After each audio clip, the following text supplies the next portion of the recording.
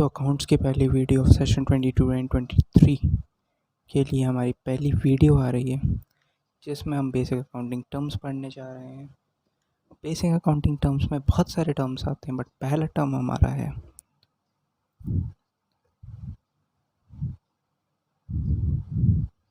Business transaction. अब business transaction क्या होता है, सिंपली हम इसकी बात करते हैं। जो भी हम अपने धंधे में, बिजनेस में हम जो भी लेन देन करते हैं पैसों का या किसी और चीज़ का, उसे हम बिजनेस ट्रांजैक्शन कहते हैं। सीधी भाषा में कही जाए तो कोई भी इकोनॉमिक ट्रांजैक्शन कर रहे हैं जो फाइनेंशियल पोजीशन चेंज कर रहा है किसी भी कंपनी या फर्म की या किसी भी सोल प्रोप्राइटर की भी, तो उसे बिजनेस ट्रांजैक्शन कहा जाता है। तो अगर हम इसे लिखना चाहें तो हम इसे ऐसे लिख सकते हैं, business transaction as an economic activity that changes the financial position of a business। ये कोई भी ऐसी इकोनॉमिक एक्टिविटी होती है जो कि फाइनेंशियल पोजीशन बदलती है किसी भी बिजनेस की। अब वो चाहे प्रॉफिट हो चाहे लॉस हो, दोनों में ही ये काम आती है। अब इसके हम कुछ फीचर्स भी आते हैं,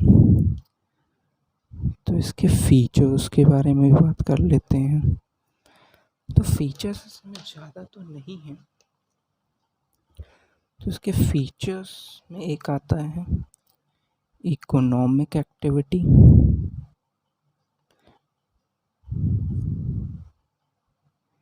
ये एक पैसे से रिलेटेड एक्टिविटी है। और दूसरा फीचर आता है कि ये दो टाइप के ट्रांजैक्शन होते हैं।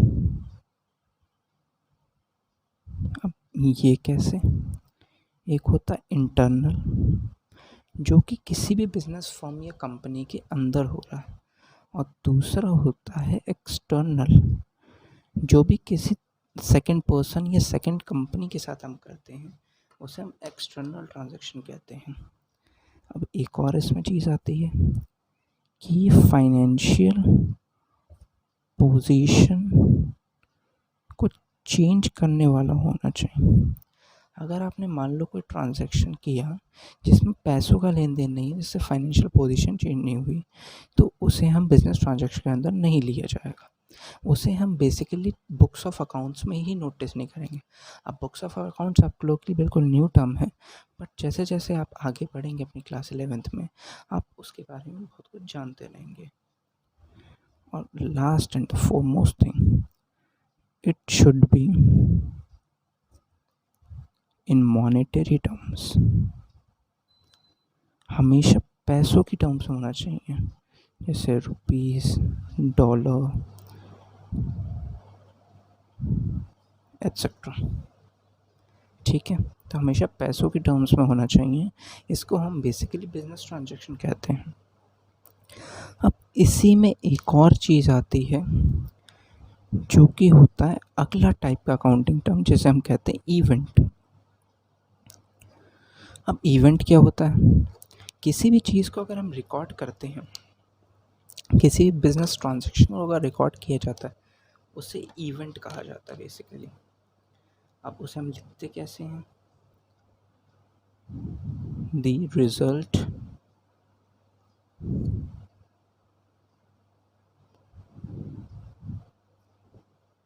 result or the consequence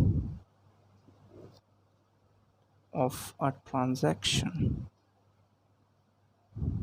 is called event। किसी भी ट्रांजैक्शन का अगर रिजल्ट निकालते हैं हम लोग, उसे हमेशा हम इवेंट कहते हैं। तो इवेंट आप बेसिकली समझ गए होंगे। बाकी आप जो भी बुक फॉलो कर रहे हैं उसमें एक बार अगर आप रीड करेंगे इसे, तो बहुत इजीली समझ जाएंगे और आपको आगे फ़ायदा भी होगा। अब तीसरी चीज़ आती है वाउचर। अब वाउचर क्या चीज़ होती है इसको समझने आपको थोड़ा सा टाइम लग सकता है। ये एक ऐसा टाइप का डॉक्यूमेंट होता है जो ऑथराइजेशन प्रोवाइड करता है किसी भी बिजनेस कंपनी को कि उसने पेमेंट दे दिया या लेना है। अब इसे वर्ड्स में कैसे लिखेंगे? A document that provides the authorization and allow the transaction is done in books of account। अब इससे सिंपली हमारा मतलब ये है कि वाउचर एक ऐसा डॉक्यूमेंट है जो कि हमें सिंपली बताता है कि हमारा ये पेमेंट जो हमें देना था या हमें लेना था ये हमारी बुक्स ऑफ अकाउंट्स में आ गया। अब आप बहुत टाइप के वाउचर्स देखेंगे, इसमें प्रोमिनेंट टाइप का होता है BR जो कि होता है bills receivable and BP bills payable. अभी आप लोगों को इसका मतलब समझने की ज़रूरत नहीं है और वाउचर की ऐसी डेफिनेशन आपसे पूछेंगे भी एग्जाम में ज़्यादातर नहीं आती, बट आप लोग पढ़ लीजिए, आप लोग के आगे की नॉलेज के लिए बहुत अच्छा रहेगा।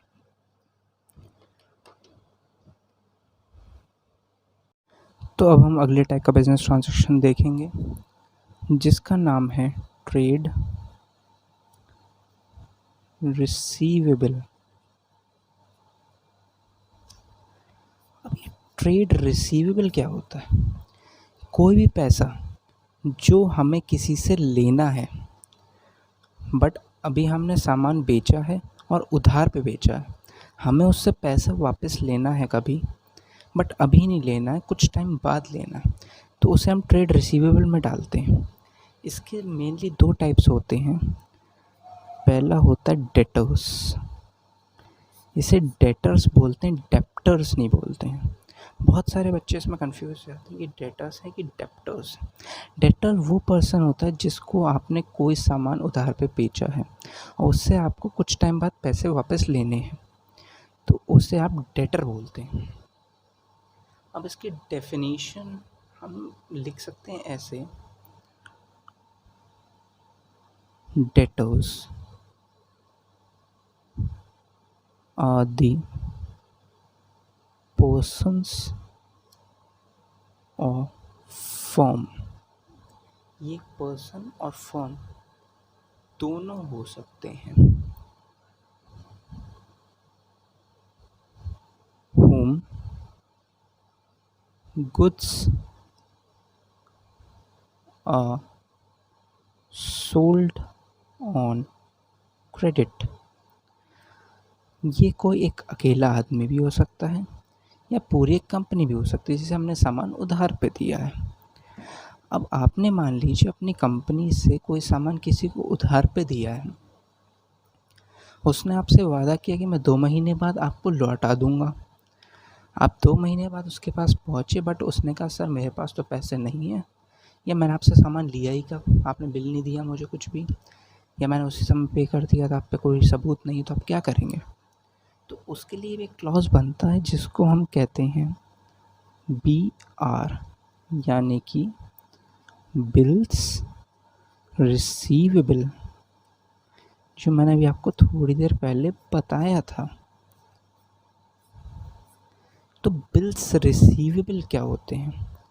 किसी भी डेटर से हमें कितने टाइम बाद पैसा लेना है, ये हमें जब एक रिटन डॉक्यूमेंट में लिखना होता है उसे हम बिल्स रिसीवेबल कहते हैं। तो इसे हम लिख सकते हैं bills receivable are the bills of exchange which are drawn by seller to buyer या डेटर। और हम सेलर की जगह यहाँ पे क्रेडिटर भी लिख दे सकते हैं। अब क्रेडिटर क्या होता है ये भी आप लोगों के दिमाग में दौड़ रहा होगा अभी बट इसका अगला टर्म जो हम देखेंगे उसमें हम क्रेडिटर के बारे में ही आपको बताने जा रहे हैं। तो हमने ट्रेड रिसीवेबल पढ़ लिया। किसी से सामान उधार पे दे सकते हैं, तो हम किसी सामान उधार पे ले भी सकते हैं, है ना, ठीक बात। तो अब हम उसे कहते हैं ट्रेड पेबल। हमें किसी को सामान के लिए पे करना है, उसे हम ट्रेड पेबल कहते हैं। इसमें दो टाइप के हुए, एक होते हैं क्रेडिटर्स। अब क्रेडिटर्स क्या होते हैं? हमने किसी को सामान उधार पे दिया तो वो हमारा डेटर हुआ। हमने अगर किसी से सामान उधार पे लिया तो हम उसके लिए डेटर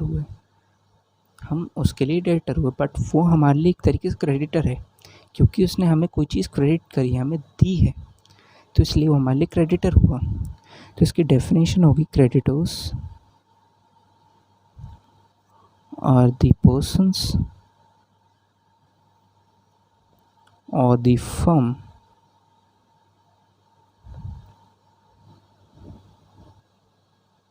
from whom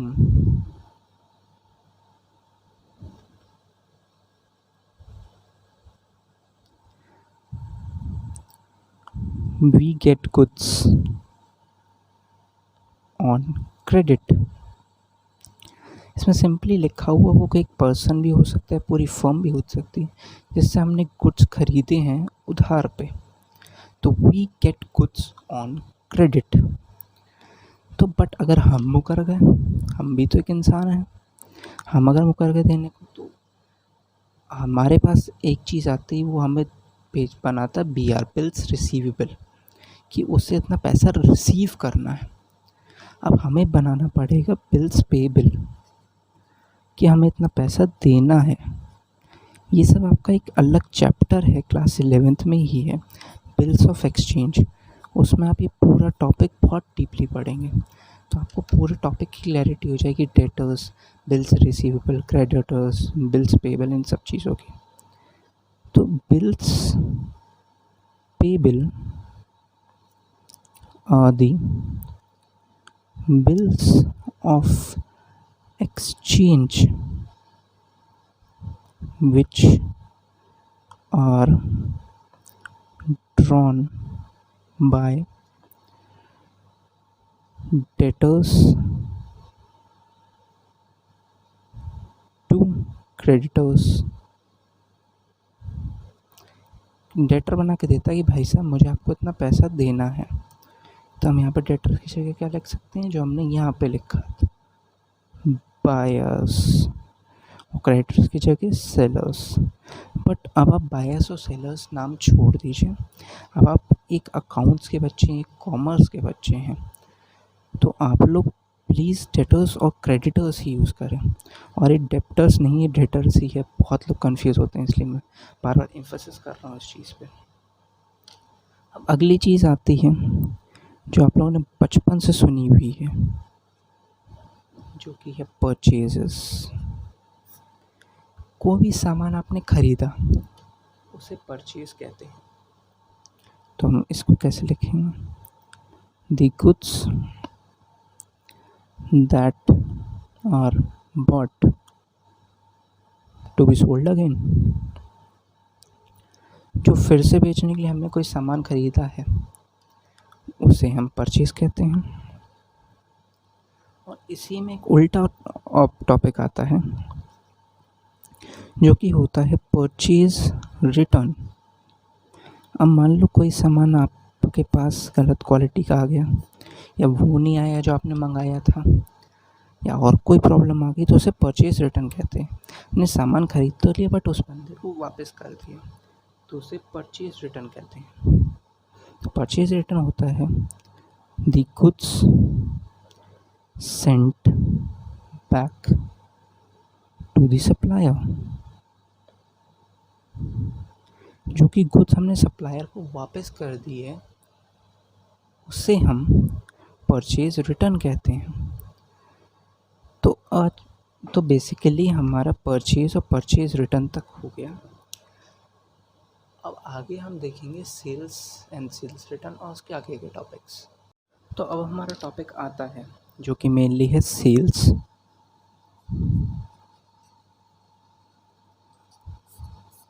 अब सेल्स क्या होता है? आप लोगों ने बचपन से सुना है कोई भी सामान बेचने को सेल्स कहते हैं। अब हम इसे अकाउंटिंग में कैसे लिख सकते हैं, कॉमर्स की लैंग्वेज में कैसे लिख सकते हैं, इसके लिए आप लोगों को टॉपिक पढ़ाया जाता है। तो बेसिक अकाउंटिंग टर्म्स में आप लोगों को यही सब देखना है कि आपको किस चीज़ को किस तरीके से अकाउंट्स में प्रेजेंट करना है, या फिर हम कह सकते हैं पूरी कॉमर्स स्ट्रीम में आपको प्रेजेंट करना है, क्योंकि आप लोग की बिल्कुल नई स्ट्रीम है।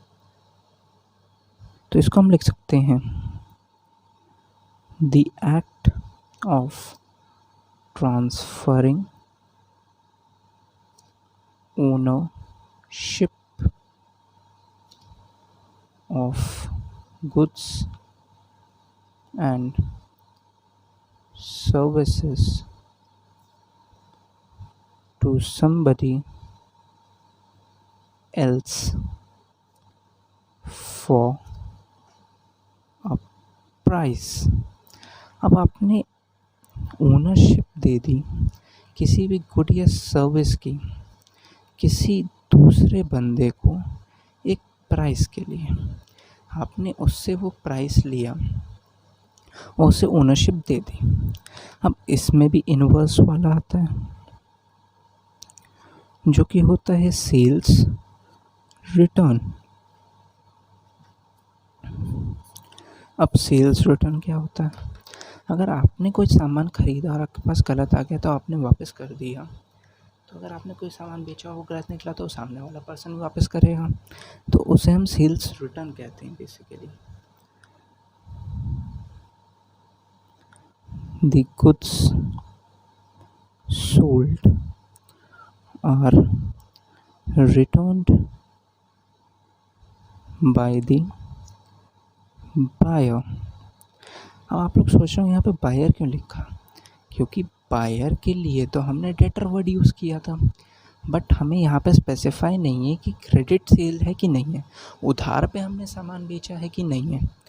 यहाँ पे हमें नहीं पता, इसलिए हम बायर वर्ड यूज़ करते हैं। यहाँ पे हम पता है कि हमने उधार पे बेचा तो हम वहाँ पे डेटर यूज़ करेंगे।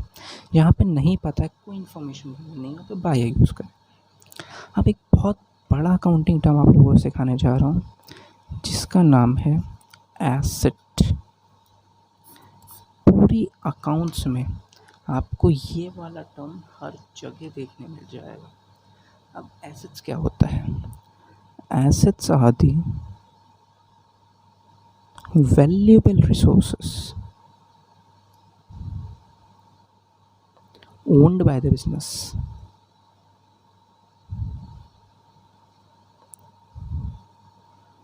जिस चीज़ की भी कोई वैल्यू है और वो खरीद रखी है बिजनेस में, उसका एसेट हो गया। अब एसेट आप लोगों को ऐसे समझ में नहीं आएगा। एसेट्स के बेसिकली 4 पार्ट्स होते हैं: tangible, intangible, वेस्टिंग या फिक्स्ड। अब tangible, intangible, wasting, fixed. Tangible वो एसेट होते हैं जिसे हम सी या टच कर सकते हैं, किसी भी चीज़ को हम छू सकते हैं या टच कर सकते हैं, उसे हम टेंजिबल एसेट कहते हैं। जैसे एक हो गया हमारा लैंड, बिल्डिंग, मशीनरी, और भी सारी चीज़ें होती हैं। अब इंटेंजिबल के अंदर हमारा क्या है? गुडविल। अब गुडविल क्या होता है सर? तो गुडविल का कॉन्सेप्ट बहुत सीधा साधा सिंपल सा कॉन्सेप्ट है। तो गुडविल एक ऐसी चीज़ है जो कि आपका रेपुटेशन, आपकी नाम बताती है मार्केट में। अब गुडविल आपकी बहुत टाइप्स की होती है, आपका बहुत तरीके से नाम बताती है कि आप एक अच्छे बंदे हैं, एक ख़राब बंदे हैं।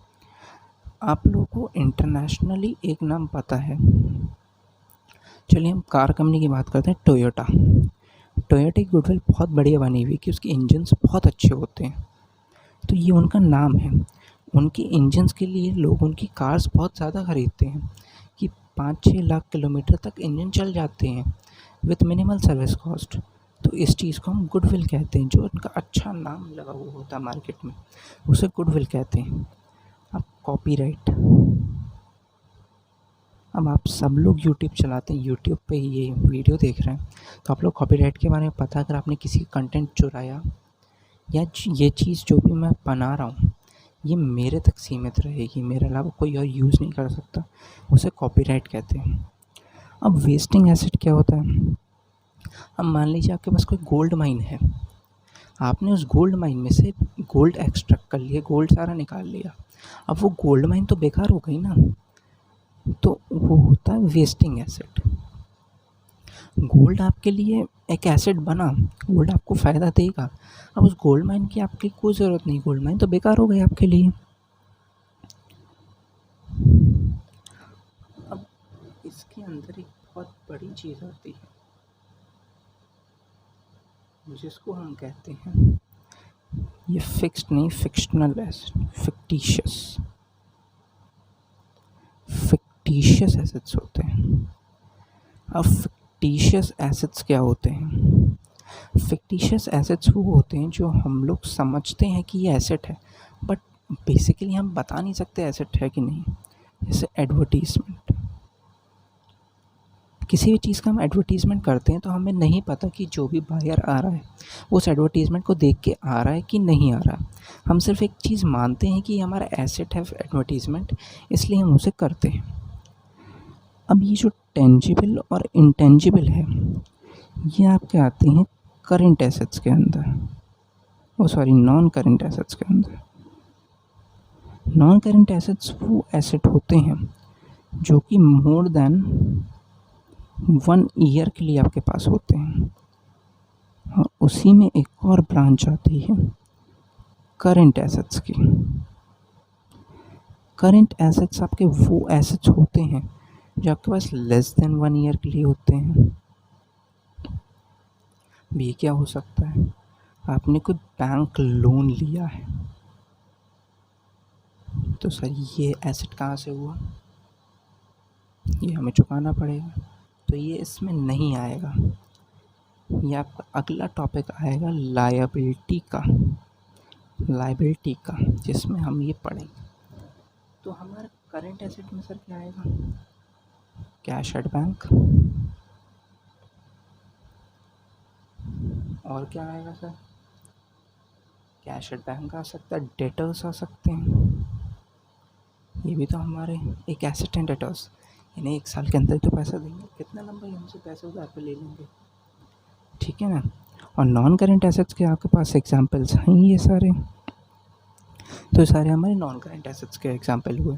वेस्टिंग एसेट्स का गोल्ड माइन हो गया, पेट्रोलियम माइन भी हो सकता है, हमने पेट्रोल एक्सट्रैक्ट कर लिया फिर हमारे लिए बेकार हो गया।